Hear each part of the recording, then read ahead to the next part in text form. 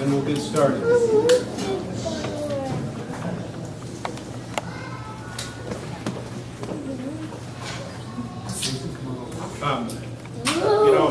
We all, even congressional candidates have to stop for traffic construction. So we appreciate you being here. We understand, you got behind a road construction project outside of Piggyville, so I think that's an excuse. I appreciate it. Mr. Plummer is the Republican candidate for Congress here in the 12th District. He is running against Democrat Bill Enyart, who was here recently, and against Green Party candidate Paul Bradshaw. And what we're trying to do with these sessions is to allow the candidates a few minutes to speak to students and our guests here, some of you are non-students, about various issues, and give people a chance then to ask the candidates some questions. And we're trying to do these, we're lucky we're able to do this early enough in the campaign season that you can then, if you so choose, get active in one of the campaigns. And many people get their start in politics, volunteering for candidates, helping them out in their campaigns. Senator Dick Durbin did that for Paul Simon in his career. It's a good example of starting at that age in college and working your way up. So we're glad to have this opportunity to provide the candidates for Congress who want to represent a district that Paul represented much of the same area during his early career. So with that, I'll introduce Mr. Plummer. He's the Republican nominee, as I said. He's a small businessman from O'Fallon. He currently works as the Vice President of Corporate Development at RP Lumber Company, a family-owned and operated business. He has also served as an intelligence officer in the U.S. Navy Reserves on Scott Air Force. Mr. Plummer, the floor is yours. Appreciate it very much. Thanks. And I'd like to second what David said as well. I went to the University of Illinois, and that's kind of where I really got started. There was, when I was in high school, there was a guy running for U.S. Senate named Peter Fitzgerald. And I got involved with him in high school and kind of stuck with him all the way through college in a lot of regards because, Peter was the type of guy I think that I really respected him.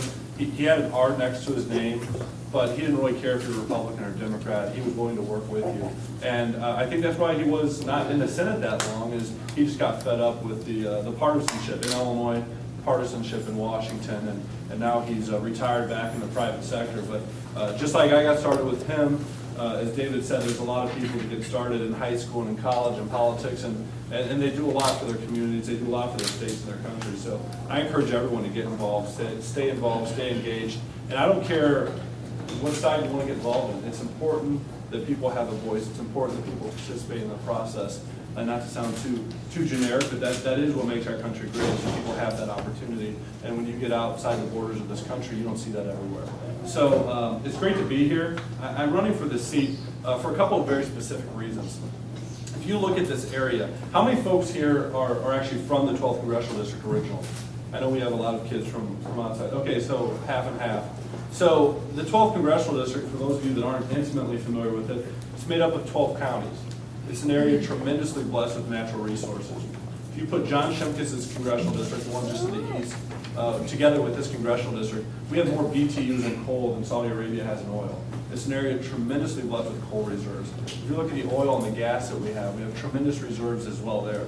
To the very north of the district, you have Scott Air Force Base, where my Navy unit's based. Down here, you have SIU Carbondale. Those are significant anchors to this district. They're job employers, they're economic engines, they do a lot of great things for the area. If you look at our geographic location, with our access to road networks, to rail networks, to major rivers, it's tremendous. We have a tremendous amount of product that crisscrosses this district. We have an opportunity to get our products out in the global marketplace. We sit right here on the Ohio and the Mississippi. Our product goes out there, goes straight down to Louisiana. The Panama Canal Zone is getting ready to get doubled in size. And when that happens, the ports that are going to open up in Florida and Louisiana, it's going to double the amount of output we can have coming down the Mississippi, coming out of the 12th Congressional District. That's where our grains, that's where our ag products, that's where our coal will go. And those are the economic engines of this district. If you look at all these resources we have, if you look at the opportunity we have, if you look at the people and the institutions that we have, but then you compare that to our unemployment rate. Anybody know what the national unemployment rate is? 8.2%. The state unemployment rate, who knows that one? A little bit higher, it's about 8.8, 8.9%. Anyone want to take a guess what the 12th congressional district's unemployment rate is? A little over 10%, double digits. There's absolutely no reason for it. There's counties in this district that have unemployment rates in the teens. If you look at this state, there's 102 counties in the state of Illinois. There's 12 counties in the 12th congressional district. The bottom 5 in the state are in the 12th congressional district. There's only one county out of our 12 counties that's in the top half, the top 51 in the state of Illinois in terms of its unemployment rate. And when you look at our people, when you look at our resources, when you look at our institutions, when you look at the opportunity, and then you see the performance of the economy down here, there's absolutely no reason for it. We have to turn it around. It's not because of a lack of natural resources. It's not because of a lack of human talent. It's not because of a poor geographic location. It's because of bad public policy. If you look at the current administration we have in Washington, D.C., and you look at the regulatory actions they're taking, if you look at some of the actions they're taking that some people say harms the economy, candidates across this country can talk about those issues, that those issues, those regulatory actions against the energy industry, those regulatory actions against the manufacturing industry, the transportation industry, they're paramount to what's happening right here in Illinois 12. And this is an area that hasn't just been struggling for 4 or 5 years. This is an area that's been struggling for a while. The real scary part, though, is it's getting worse. For the last 5 months, every county in this district, all 12 of them, the unemployment rate has gone up every month in the last 5 months, all 12 counties. So every county in this district, May over April, the unemployment rate went up. June over May, it went up. July over June, it went up. August over July, it went up. We'll see the new numbers pretty soon. That's a very frightening thing. We need to get our arms around that, because at the end of the day, for those of you that raised your hand that said you're from this congressional district, you've seen our town shrink. You've seen what's happened to Cairo, to Anna Jonesboro, to DeCoin, to Pinckneyville, to Mount Vernon, to Marion. You've seen what's happened up in the Metro East. Everyone thinks the Metro East is doing pretty good up there. St. Clair County, 11% unemployment rate. It's not doing that well. Scott Air Force Base wasn't there. It's a very frightening thought. So we've got a lot of work to do. We've got to address these problems. We've got to send people to Washington to understand these problems, understand how poor public policy has an impact on our job situation, on our workers, on our environment, on our businesses. We've got to understand how public policy can have a good, positive impact on these things as well. I don't think we have enough people in Washington to understand those things. When you get away from the economy, which, trust me, when I do my town halls, when I do my meet and greets, and I do them in every county in this district, when I get out there and talk to people, that's the number one issue they want to talk about. But when you dig into the other issues that people are really concerned about, that people are really being impacted by right now, they're not happy, they're frustrated, they feel like their voice isn't being heard. They feel that the issues that are being talked about in Washington, or in Springfield for that matter, but the issues that are being talked about by elected officials aren't the issues that are really having an impact on their lives. They feel that their voice isn't being heard, and we're here to be a campaign that is a voice for everybody. We're a campaign that doesn't think there's only 1 or 2 counties in this district. We understand there's 12 counties, and each one of those counties provide an important resource, an important role in making sure this congressional district gets turned around. So I'm very passionate about doing that. We've got a tremendous opportunity in front of us. This congressional district really never had a Republican candidate. For 72 years, it's only had 2 candidates. And, I'm kind of a history guy. I love history. And when you go back and you look at the foundation of our country, I don't think that our federal government was really meant to be run by folks that are run in a situation where 2 people could represent a congressional district for 72 years. I think that's offensive to the voters. The voters need to have an opportunity to change that this cycle. I think they have an opportunity to change that this cycle. And for the first time in a very long time, you're going to send someone to Washington, I believe, that's going to talk about a pro-growth economic policies that are going to impact the entire district. This isn't just about the trial lawyers in St. Clair County. This isn't just about this group here, that group here, this county here, or this county here. This is about bringing opportunity back to everybody. It's a heavy lift. It's not something that's going to get fixed overnight. But in my campaign, you have someone that's very serious. It's rolled out a jobs plan that isn't 1 page long and a bunch of Washington, D.C. talking points. It's a jobs plan that's taken months and months and months to develop. It's things I've experienced, but it's things that we've learned from folks across this district as we met with them in our various events. This is a very diverse district. It's diverse culturally, it's diverse geographically, but it's very diverse economically. And I'm not a farmer, I'm not a coal miner, I don't drive a truck anymore. I did. But those folks understand what's happening, and we need to take input from the wide variety of people, from the teachers and the doctors and the farmers and all these folks, so that we can really talk about the issues and really bring about the change and make sure that we are the voice that they don't feel is representing them right now. So really honored to be running. I hate getting in front of groups and just preaching to them, because what's important isn't really what I think. What's important is what you all think. And so when I go into my town halls all the time, I'm proud of that too. We're really the only real campaign in this race that's been in every county, that's done town halls and meet and greets in every county, that's met with voters everywhere. When we walk into a room, we don't shut down the cameras and we don't say only these people are allowed in. We let everybody in, because I don't care who you are. We're here to talk about the issues, and if we can't have a frank, honest discussion with people when we want their vote, what kind of representative do you think we're going to be once we're in office? So we're here to be before you, and with that said, I'd love to open it up to questions, David. I've got a couple to start with. Give us some highlights of your jobs program. Sure. So if you look at our jobs program, it's 12 points. And I kind of don't like the fact that it's 12 points, because people think it's like a marketing thing, 12 congressional district, 2012, 12 points. But it came to be 12 points. And like I said, it wasn't something we sat down one afternoon and worked on. It's something that took a lot of time. And we think each point in the plan is very specific and very important, otherwise it wouldn't be in it. And so we don't just roll out our jobs plan and say, this is it.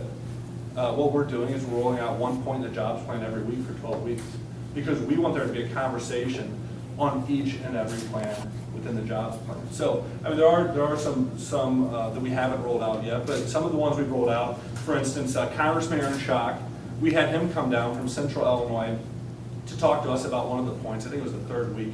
And it was essentially on regulatory reform. A lot of people right now, they talk about, well, Washington, D.C. is so partisan. Republicans are here, Democrats are here, nobody can get along, and nobody talks. And to a certain degree, it is very partisan right now, but it's not true that people aren't working together. It's not true that people aren't working together. And if you look at what's happened in the House of Representatives right now, there's over 35, we think, pro-growth, pro-jobs bills that have been passed through the House of Representatives with bipartisan support. Republicans and Democrats both supported them. They've passed them. They've sent them to the Senate. And what's happened? Well, they haven't passed. And they haven't passed because they failed in a voting procedure. They haven't passed because they haven't been brought to the floor for a vote. They haven't been brought to the floor for a discussion. And that's something that I think has really caused a lot of the partisanship that we've had in Washington for a long time. Under the previous leadership in the House, everyone wants to talk about the Affordable Care Act, Obamacare. And everyone knows 2,700 pages, passed in the middle of the night, nobody read it. Everybody knows that. And let's move beyond that now. Let's talk about the real meat of the issue. Why are people not happy about it? Well, because people didn't have a voice in sculpting the law. People didn't know what was in the law when it was being passed. The speaker said, you got to pass it to find out what's in it, right? So there were over 100 amendments offered to the Affordable Care Act. The amendments were offered by Republicans. The amendments were offered by the Democrats. The amendments did not go into the Affordable Care Act. What did these amendments talk about? They talked about making sure you stay on your parents' insurance a little bit longer. They talked about things like making sure that there were high-risk pools for folks that need them. They talked about addressing the needs of those folks with pre-existing conditions. Essentially, the very most popular functions of Obamacare were talked about in these amendments. But, as I said, they didn't go into the bill. Why didn't they go into the bill? Well, not because they failed in a vote, because they weren't allowed to be voted on. So you had a leadership in the House that said, I don't care if you're Republican or Democrat, if you're not in the top 5 in leadership, your amendment's not coming to the floor. And that's a real problem. We need to address that. But anyway, Congressman Schock came down because we wanted to talk about regulatory reform. And Congressman Schock's a co-sponsor of the REINS Act. And as I said before, if you look at a lot of the problems that we're really having right now, I think that they have an undue influence on the economies and the industries that really make up the industries that really make up the 12th congressional district, more so than those of a lot of other places. And so what the REINS Act essentially says is, if there's going to be a regulatory action that has a negative economic impact of $100 million or more, it can't be done through regulatory fiat. It has to go through legislative action, which I think is a very common sense thing.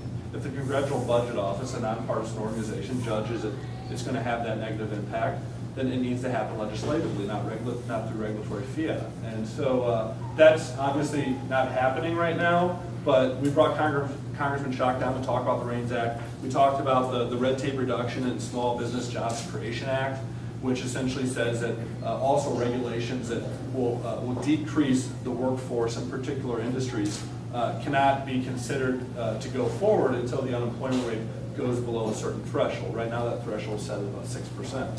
So I think that if we could really get government off the back of some of the industries, especially those industries that really make 12th Congressional District go, we'd see an improvement here. That's why it's a part of my jobs plan. That's why it's a major point of my jobs plan, because if you look at those industries, they're really being strangled down here right now. One other I just want to mention, and I'll be real brief on this one, is tax reform. Real tax reform. You know, I laugh at Democrats and I laugh at Republicans because let's talk about the Bush tax cuts. And the Republicans say, well, we want to extend the Bush tax cuts for 12 months, for everybody. And the Democrats say, well, we want to extend the Bush tax cuts for some people for 12 months.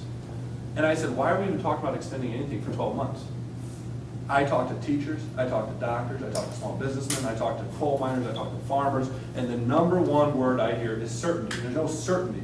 We're not going to make major capital expenditures. We're not going to make major investments. We're not going to do these things unless we understand what the playing field is, unless there's certainty. Well, 12 months, I don't care if it's a Republican plan or a Democrat plan, 12 months doesn't provide anyone with certainty.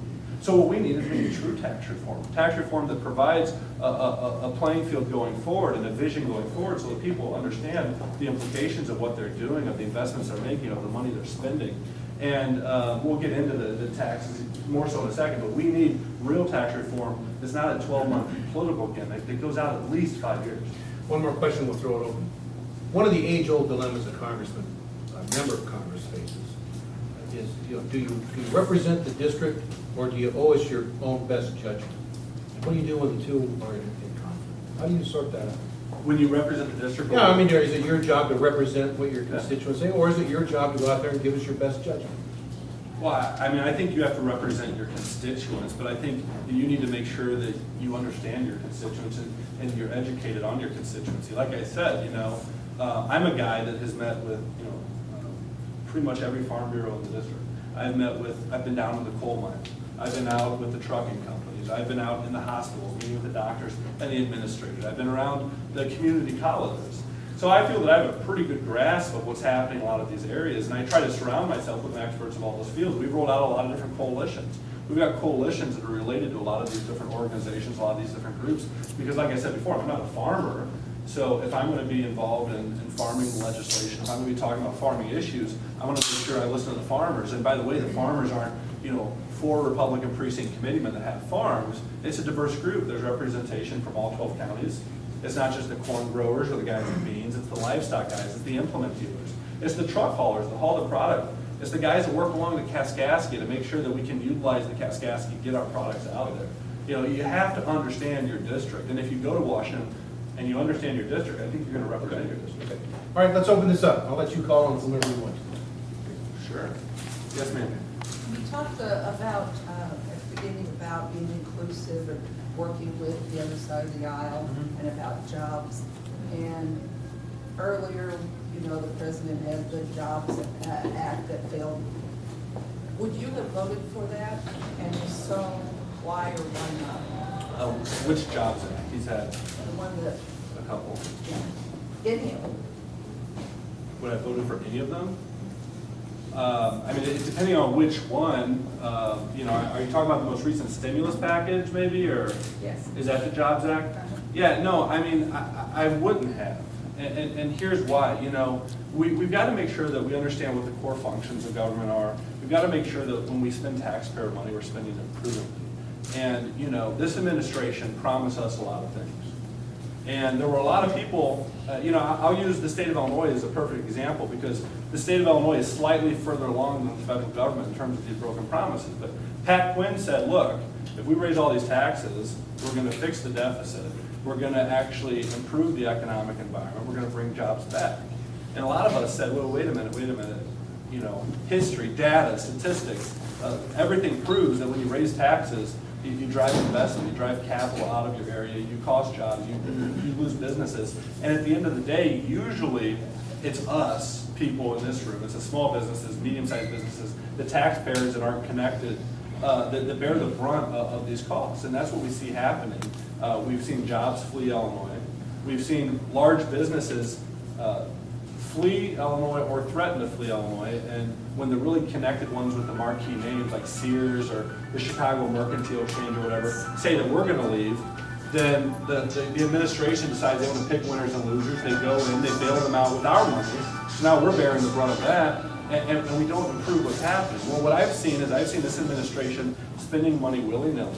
I'll never forget when I turned on the news one day and I saw the president say, well, I guess the shovel-ready jobs weren't exactly shovel-ready, and he kind of cracked it as a joke. Well, that's nice, but we've spent hundreds and hundreds and hundreds of billions of dollars.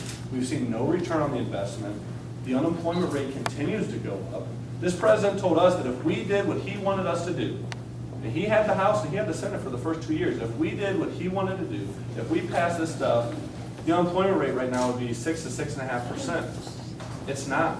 It's getting worse.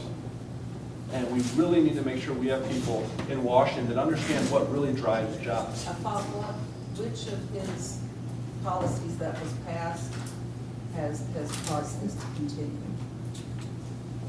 Which of his policies that's passed has caused this to continue? Because he's proposed a lot. Yeah, I mean, But they haven't gotten through, because the filibuster didn't make it through either house, but. Most of his marquee actions have passed. Like, for example, other than Obamacare. But stimulus spending, Obamacare, I mean, everything that he's the one that was pushing for the extension of the Bush tax cuts for 12 months. Which we can get into in a second, because that really shows the partisanship in Washington and how, 1 year it can be good and the next year can be bad when everything else hasn't changed. So, I mean, the real problem we have is that we've got a guy in Washington, and we've got people who have surrounded him in Washington, that's never really run anything in their lives, that are spending money on theories and on academic, theories, and not on actual what works in the real world. And history has proven. Democrats like John F. Kennedy, Republicans like Ronald Reagan have shown that when you encourage a dynamic economic environment, when you make our businesses and our industries and our workers, when you put them in as competitive an environment as possible through tax policy, through regulatory policy, you grow the economy, you bring jobs back, you actually drive more revenue to Washington because of the enhanced economic activity. So really what we need right now is we need an administration that doesn't think that the public sector drives everything. We need an administration that realizes that you've got a very vibrant, very diverse economy in this country, and if we let the American people do what they do best. I say it all the time.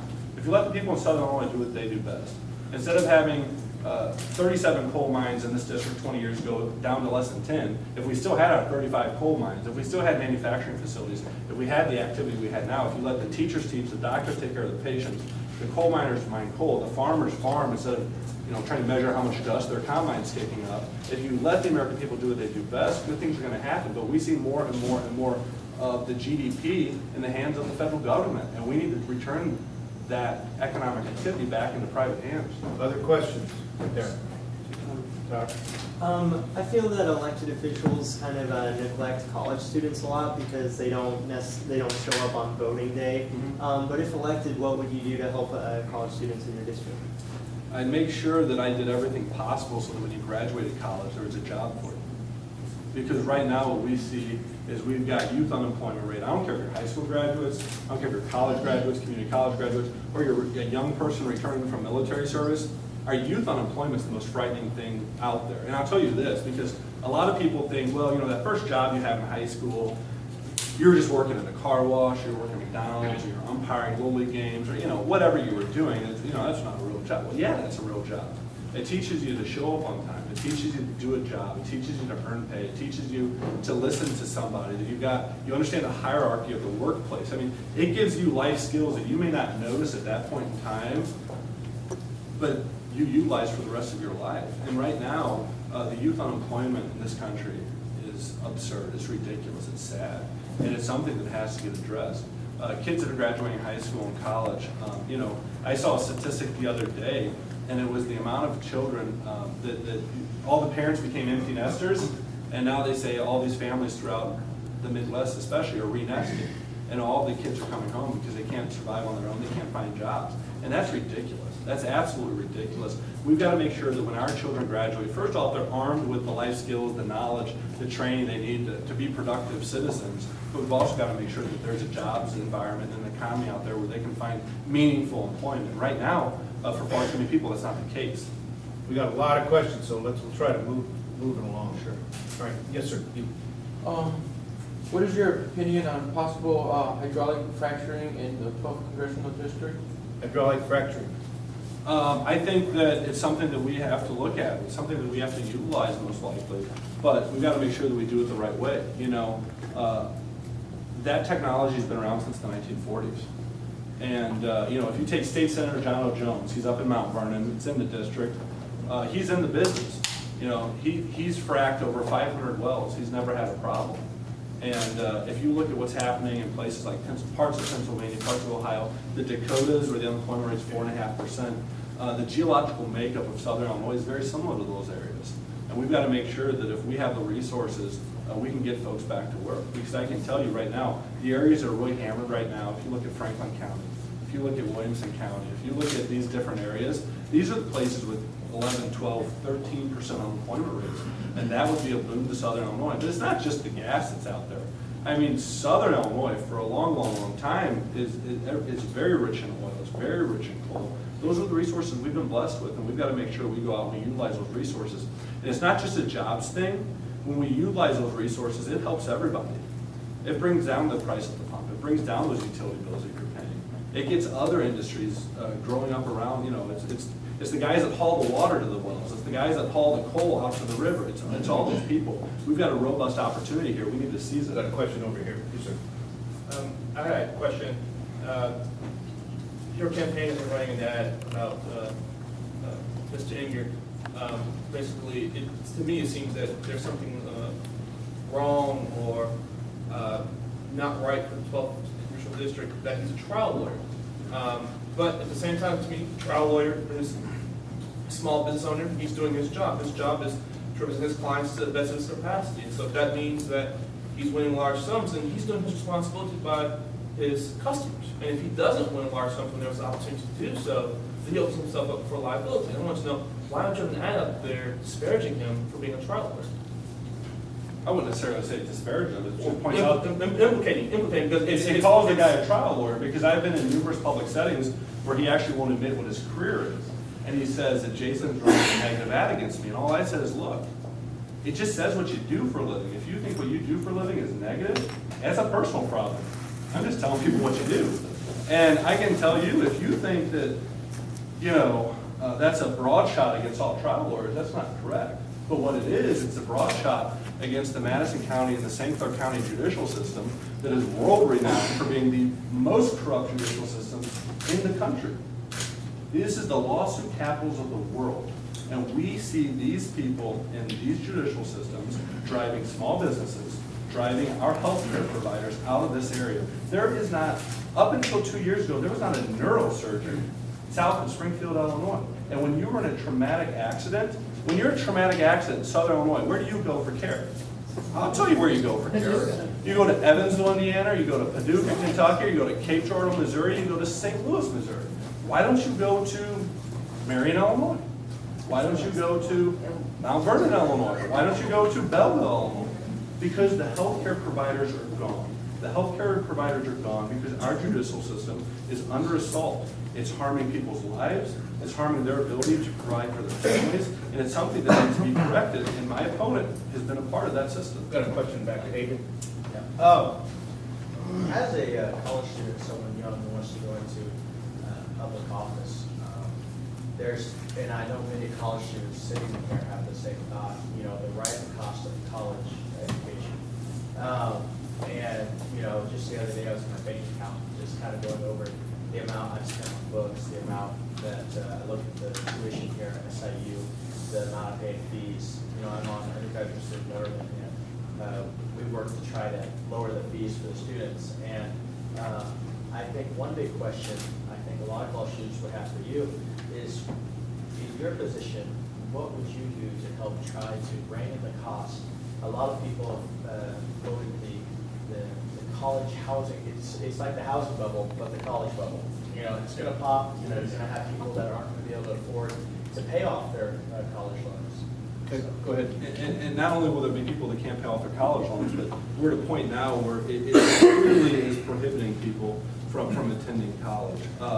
You know, it wasn't that long ago I was in your shoes. When I was at the University of Illinois, I was involved in student government. And, you know, I basically got involved in student government because one day I went to the place where I had to pay my tuition bills, and I started actually going through the bill because they don't put all of it on the bill. You've got to actually go get the details of where your money is going. And I got the list of fees, and I said, this is ridiculous. We ran on a platform of eliminating a bunch of student fees. We won, we eliminated them. It was like a tax cut for college kids at U of I, and it was great. But this stuff is getting ridiculous. The cost is expensive. What we have to do is we've got to make sure that people understand the opportunities and the choices that are out there. We've got to make sure that if you're going to college, to a four-year institution right now, what are you studying? What are you going to do when you graduate? Does it make sense for that to be the pathway? I mean, I can tell you right now, a big problem SIU Carbondale is facing is right in your neck of the woods.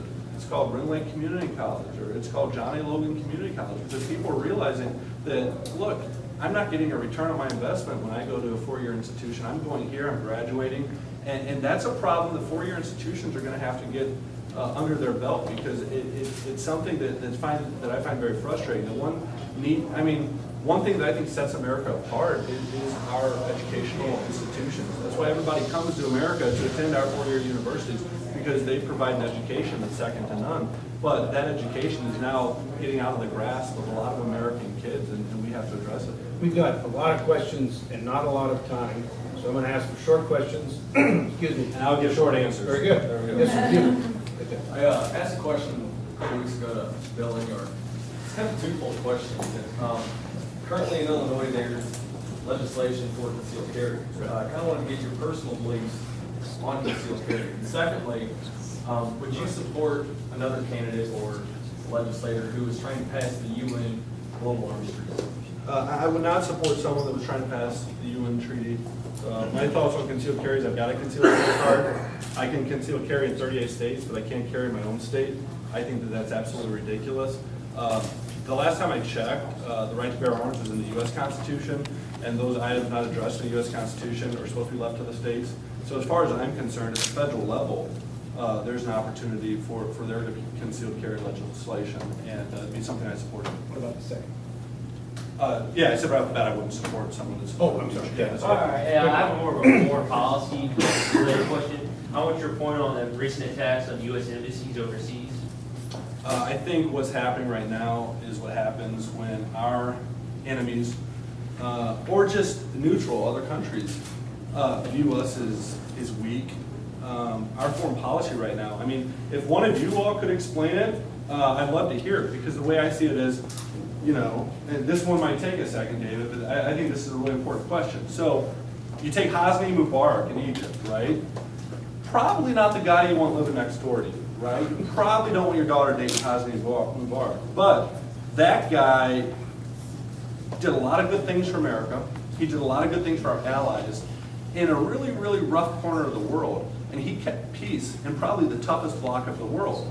And there's issues. And this administration throws Hosni Mubarak, who's been a longtime American friend, under the bus. And then we move over to Egypt, and you know we'll get into that in a second because of the current events. But if Egypt was a mess, and now we see what's happening in Syria. Now let me tell you, Assad in Syria, he has American blood on his hands. Hosni Mubarak never had American blood on his hands. The Syrian government has American blood on their hands. Now they've got a lot of Syrian blood on their hands, and we're doing nothing about it. And so a lot of these countries that are sitting out there, like Jordan right now, you think of folks in Jordan, who's been a pretty good U.S. ally, you don't think they're a little freaked out right now by everything that's going on? So now you've got countries like Jordan, you've got countries like Israel, you've got countries in other, Colombia, that have been our friends, and they've done a lot for us. And now they're sitting back and they're saying, well, if America doesn't stand up for her allies, and in your time of crises, if America doesn't help you out, what's the point of being a friend of America? And now you look at these other folks, and they say, look, if you can push and prod the United States of America, and there's really no,